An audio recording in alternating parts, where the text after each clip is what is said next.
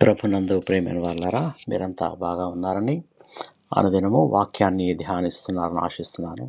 ఈరోజు మనం గుర్తు చేసుకున్న ఒక దేవుని ఆశీర్వాదం ఎఫెసీ పత్రిక 2వ అధ్యాయం 8వ వచనము. మీరు విశ్వాసము ద్వారా కృపచేతనే రక్షించబడి ఉన్నారు. ప్రియులారా, మన రక్షణ మన మంచి పనుల వల్ల కాదు, కానీ కేవలము దేవుని కృప వలనే కలుగుతుంది. మనం ఎంత ప్రయత్నించినా మన పాపాల నుండి మనమే బయటపడలేం. కానీ దేవుడు తన అపారమైన ప్రేమతో మనకు కృపనిచ్చాడు. ఆ కృపను మనం విశ్వాసంతో స్వీకరించినప్పుడు యేసుక్రీస్తులో రక్షణ పొందుతాం. మన జీవితంలో కొన్నిసార్లు నేను సరిపోను అని మనకు అనిపించవచ్చు, కానీ దేవుడు మన పనులను కాదు, మన హృదయాన్ని చూస్తాడు. ఆయన కృప ఉచితమైన వరం.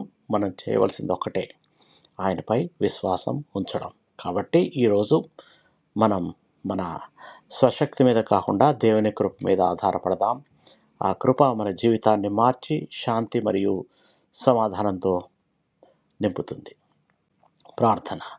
ప్రియ పరలోకపు తండ్రి, మీ అపారమైన కృపకు కృతజ్ఞతాస్తుతులు, వందనాలు. మేము చేసిన పనుల వల్ల కాదు, కేవలం నీ ప్రేమ వల్లనే మేము రక్షింపబడ్డాన్ని మాకు గుర్తు చేయండి. ప్రభా, మా విశ్వాసాన్ని బలపరచండి. ప్రతిరోజు నీ కృపలో నడిచేలాగా మాకు సహాయం చేయండి. యేసుక్రీస్తు ద్వారా మీరు మాకు ఇచ్చిన రక్షణను బట్టి మీకే సమస్తమైన ఘనత, మహిమ, ప్రభావం ఆరోపిస్తూ యేసు నామములో ప్రార్థించి వేడుకొంచున్నాము తండ్రి.